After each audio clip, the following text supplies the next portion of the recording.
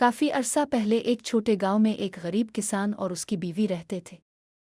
वो हर रोज़ खेतों में सख्त मेहनत करते, लेकिन जिंदगी आसान नहीं थी। उनके कोई बच्चे नहीं थे और उनके दिल उदासी से भरा हुआ था।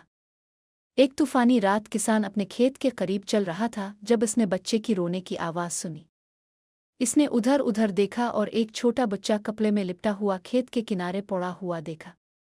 किसान ने इसे उठाया और घर ले आया। इसकी बीवी हैरान हुई लेकिन खुश भी हुई। इसने आंसुओं के साथ कहा, शायद ये बच्चा हमें भेजा गया है। इस दिन से उन्होंने लड़के को अपना बेटा समझकर पालना शुरू कर दिया। लड़का मजबूत और मेहरबान होकर बड़ा हुआ। वो अपने वालिदैन की खेतों में मदद करता, हल चलाता, बीज बोता और पानी ले जाता। दूसरे लोग जो शिकायत करते रहते थे, वो खामोशी और सब्र के साथ काम करता। आहिस्ता आहिस्ता इसके खेत की फसल सबसे बेहतर होने लगी। उनके अनाज बड़े और फसल हमेशा भरपूर थी। लेकिन गांव वाले खुश नहीं थे। वो हसद करने लगे। कुछ लोग कहते, ये किसी जादू का इस्तेमाल कर रहा है। कुछ ने इसका मजाक उड़ाया, उसके औजार तोड़े। कुछ ने तो इसके देख नहत्ते हुए फसल पर कदम रख दिया। लेकिन नौजवान कभी लड़ाई नहीं करता था।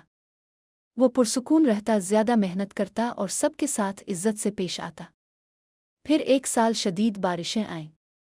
नदी का पानी अलिफाबल गया और सारी फसल तबाह हो गई। खेत खाली और लोगों के पास खाने के लिए कुछ नहीं था। बच्चे भूख से रोते और खानदान मायूसी में बैठे थे।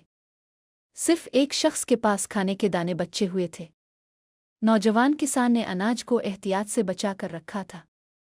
वो इसे अपने लिए रख सकता था, लेकिन इसका दिल इजाज़त न देता। इसलिए रात को जब गांव वाले सो रहे थे, इसने खाना पकाया और चुपके से लोगों के दरवाज़ों पर रख दिया।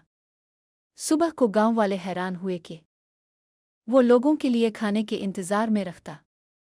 लोग नहीं जानते थे कि कौन उनकी मदद कर रहा है, लेकिन इसकी मेहरबानी ने उन्हें जिंदा रखा। इसके बावजूद दिन के वक्त लोग अब भी इसका मजाक उड़ाते। उन्होंने कभी नहीं सोचा कि ये खाना उनके लिए किसके हाथों आया है। एक शाम एक सख्त दिन के बाद नौजवान अपने घर के बाहर बैठा और सोचा, जब मैं नेकी करता हूं तो मुझे नफरत क्यों मिलती है? नेकी का बदला दर्द क्यों मिलता है? लेकिन किसी ने सच देखा था। एक बूढ़ा गांव वाला जो खेतों में काम करने के काबिल नहीं था मगर नज़र तेज थी। इसने रात को नौजवान को खाना ले जाते देखा था। अगले दिन जब गांव वाले जमा हुए, बूढ़े आदमी ने बुलंद आवाज से कहा, तुम इस नौजवान को झूठा और धोखाबाज कहते हो, लेकिन क्या तुम जानते हो कि पिछली रातों में तुम्हें कौन खाना खुला रहा था? ये वही है। इसके बगैर तुम में से बहुत से लोग जिंदा ना रह पाते। हुजूम खामोश हो गया। शर्म उनके दिलों में छा गई। पहली बार उन्होंने नौजवान किसान को हसद की बजाय गुनाह की नज़र से देखा। इसी रात गेवड़ सवार शाही मोहरे लेकर आए। उन्होंने कहा कि बादशाह और मलिका ने सालों पहले तूफान में अपना बेटा खो दिया था। उन्होंने हर जगह तलाश की मगर कभी नहीं मिला। अब कई सालों बाद उन्होंने सुराग लगाकर इस गांव तक पहुंचा था। जब शाही गार्ड ने नौजवान किसान को देखा तो उन्हें वो पैदाइशी तख्ती मिली जिसमें कहा गया था कि शहजादा रखा गया था। सच्चाई वाज़े हो गई।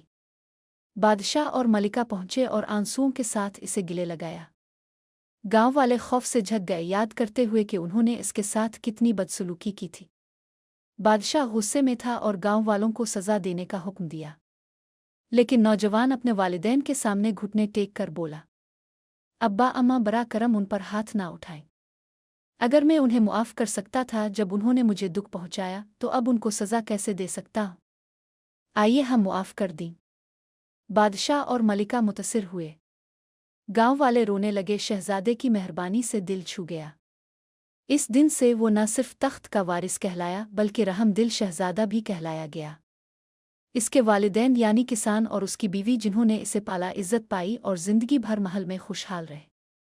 और उसकी कहानी ने सबको ये सिखाया कि जुल्म और हसद तूफान की तरह अलिफा बैठती है, लेकिन हमेशा गुजर जाते हैं। जो बाकी रहता है वो मेहरबानी है, जो रोशनी, उम्मीद और मोहब्बत छोड़ती है।